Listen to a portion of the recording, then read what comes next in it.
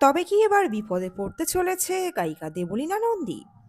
প্রবাহ চাইলে দেবলীনাকে মহাবিপদে ফেলতে পারেন, জানালেন প্রবাহের আইনজীবী। বিস্তারিত থাকছে প্রতিবেদনে। বন্ধুরা, চ্যানেলে নতুন হলে চ্যানেলটি সাবস্ক্রাইব করে রাখতে পারেন ও ভিডিওটি শেয়ার করতে পারেন। সোশ্যাল মিডিয়াতেও তার জনপ্রিয়তা আকাশ ছোঁয়া, কিন্তু সেই গায়িকা দেবলীনা নন্দীর ব্যক্তিগত জীবনে এখন বইছে ঝোড়ো হাওয়া।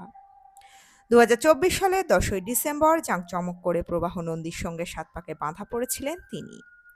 কিন্তু বিয়ের এক বছর ঘুরতে না ঘুরতেই সেই রূপকথা যেন বিষাদে পরিণত হয়েছে।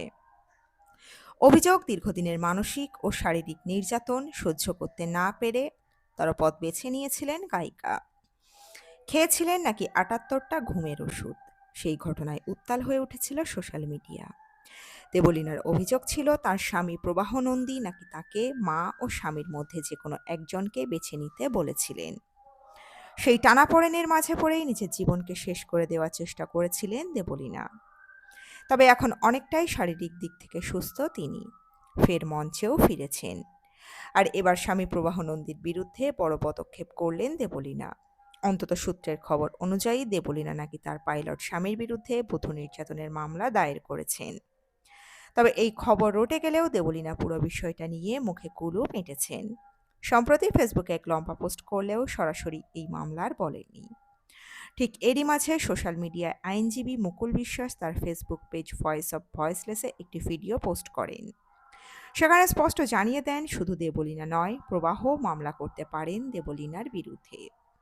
আর প্রবাহ তা করলে দেবলীনা যে বিপাকে পড়তে পারেন তাও স্পষ্ট করে দেন আইনজীবী মুকুল বিশ্বাস। নমস্কার, আমি আইনজীবী মুকুল বিশ্বাস। সংবাদ মাধ্যম সূত্রে জানতে পারলাম বা খবর পেলাম যে গায়িকা দেবলীনা নন্দী তিনি এতদিন পর তার স্বামী পাইলট বিমান চালক প্রবাহের বিরুদ্ধে বধূ নির্যাতনের ধারায় মামলা করেছেন। যদি কথা সত্য হয়, সংবাদ মাধ্যমের এই খবর যদি সত্য হয়, তাহলে দেবলীনা নন্দীর এই আইনি পদক্ষেপের বিরুদ্ধে তীব্র নিন্দা জানাচ্ছি। তার কারণ, তার ভিডিও থেকে যতটুকু দেখা গিয়েছে বা জানা গিয়েছে সেটা অন্তত স্পষ্ট যে প্রবাহ দেবলীনা নন্দীর উপরে কী অত্যাচার করেছেন বা কতটা করেছেন সেটা হয়তো বিচার সাপেক্ষ।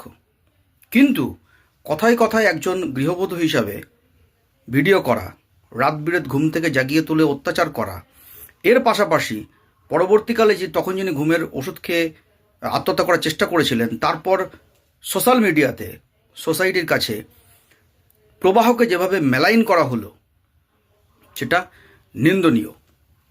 একজন সফল পুরুষের জীবন কিভাবে ধ্বংস করা যেতে পারে, দেবলীনা নন্দী তার একটি জ্বলন্ত উদাহরণ। দেবলীনা নন্দীরা যেভাবে এই বধূ নির্যাতনের ধারাটিকে বছরের পর বছর ধরে অপব্যবহার করে এসছেন এবং এখনও করে চলেছেন, তার বিরুদ্ধে অবিলম্বে প্রবাহের আইনি ব্যবস্থা নেওয়া উচিত ছিল। প্রবাহ হয়তো ভদ্রতার খাতিরে বা তার শিক্ষাগত যোগ্যতার কারণে সে হয়তো নেয়নি, কিন্তু দেবলীনা নন্দী যদি বধূ নির্যাতনের মামলা করে থাকেন, দায়ের করে থাকেন, তাহলে একজন আইনজীবী হিসেবে বলবো যে প্রবাহেরও কিন্তু দেবলীনার বিরুদ্ধে আইনি পদক্ষেপ নেওয়াটা জরুরি। কারণ এরপর দেবলীনা নন্দী যেটা করবেন সেটা হচ্ছে একটা মোটা অঙ্কের দাবি করে একটি খোরপোশের মামলা করবেন এবং প্রবাহের কাছ থেকে সেই টাকা নেবেন। সেই টাকা নিয়ে আমি এর আগেও কিন্তু ভিডিওতে বলেছিলাম যে মহিলাদের একটা বড় অংশ এই খোরপোশ আইনটিকে এক্সটর্শন বা তোলাবাজির জন্য ব্যবহার করে থাকেন।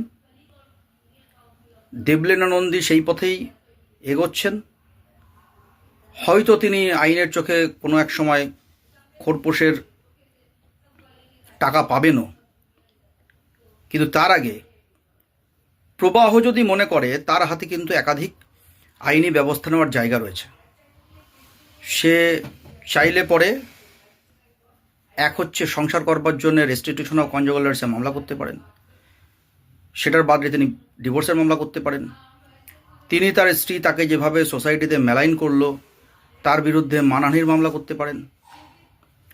পাশাপাশি প্রবাহ এবং তার পরিবারের ওপর দেবলীনা যে অত্যাচার করে এসছে সেইটা ভিত্তিতে কিন্তু পুরনো ভারতীয় দণ্ডবিধি বা আইপিসি, এখন যেটা বিএনএস হয়েছে, সেখানে কিন্তু চাইলে পরেই প্রবাহ দেবলীনা নন্দীর বিরুদ্ধে আইনি ব্যবস্থা নিতেই পারেন, যেটা একতরফা এতদিন হয়ে এসছে যে স্বামীদের বিরুদ্ধে লাগাতার এই বধূ নির্যাতন 498-এ, তার পাশাপাশি এই খোরপোশের দাবি নিয়ে যেভাবে হ্যারাসমেন্টের টুল হিসেবে ব্যবহার করা হয়েছে এই সেকশন দুটিকে, সেটার দিন কিন্তু শেষ।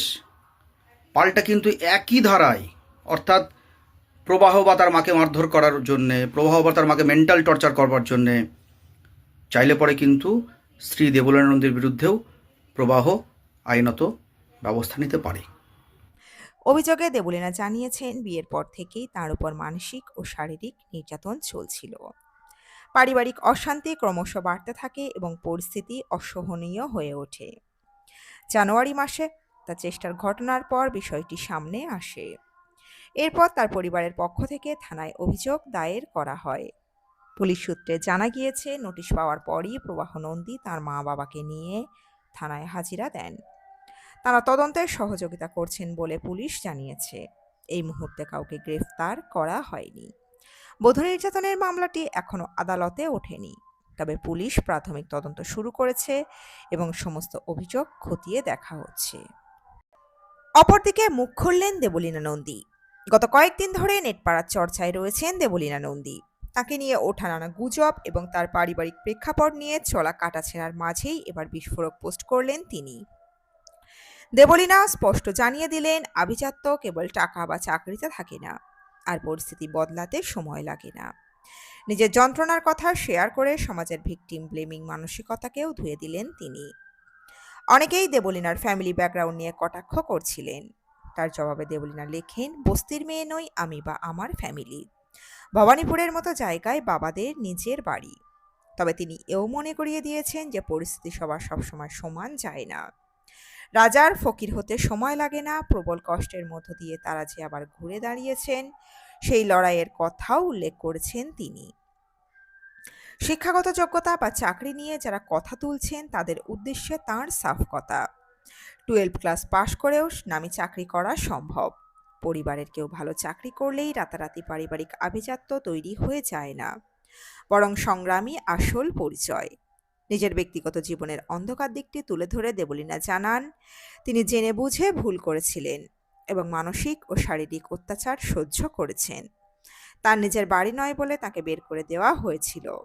দেবলীনা আরও বলেন যে ভালোবাসার টানে প্রায় 2 মাস অপেক্ষা করেছিলেন তিনি, যদি ফিরে আসার ডাক পান। কিন্তু বর্তমান সমাজের বিচার ব্যবস্থা নিয়ে আক্ষেপ করে তিনি বলেন, এখানে ভিকটিম দোষী আর দোষীরা নিষ্পাপ। যারা ক্রমাগত জাত বিচার বা চারিত্রিক হরণ করছেন তাদের উদ্দেশ্যে দেবলীনার একটাই বার্তা, উপরে ভগবান আছে, কে ঠিক কে ভুল সময় তার প্রমাণ দেবে। দেবলীনার এই পোস্ট বর্তমানে সোশ্যাল মিডিয়ায় ভাইরাল, যা নেট নাগরিকদের একাংশের সহানুভূতি কুড়িয়েছে।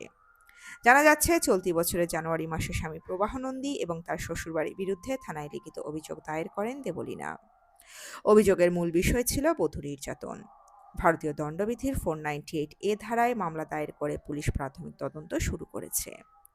ইতিমধ্যেই পুলিশি সহায়তায় দেবলীনা তার স্ত্রীধন অর্থাৎ বিয়ের সময় পাওয়া গয়না, আসবাবপত্র এবং টাকা পয়সা প্রবাহের বাড়ি থেকে ফেরত পেয়েছেন।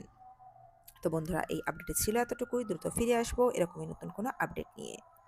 অজানা গল্প চ্যানেলের সঙ্গে থাকার জন্য সকল দর্শক বন্ধুকে অসংখ্য ধন্যবাদ। দেখতে থাকুন, চোখ রাখুন আমাদের অজানা গল্প চ্যানেলে।